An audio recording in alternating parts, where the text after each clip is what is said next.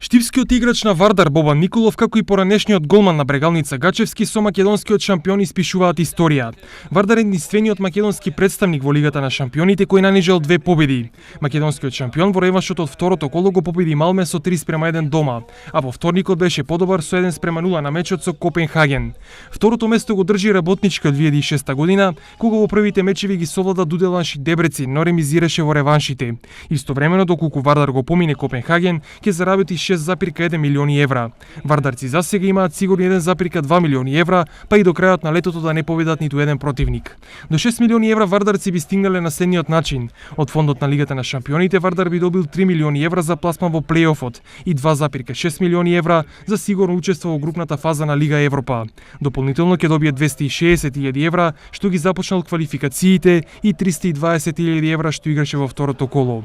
По се изгледа дека Вардар е на прагот да стане европска елита, а сумите кои би можел да ги заработи би можеле да му возможат услови за нови играчи, опрема и услови кои од Вардар би направиле македонска, но и балканска фудбалска велесила.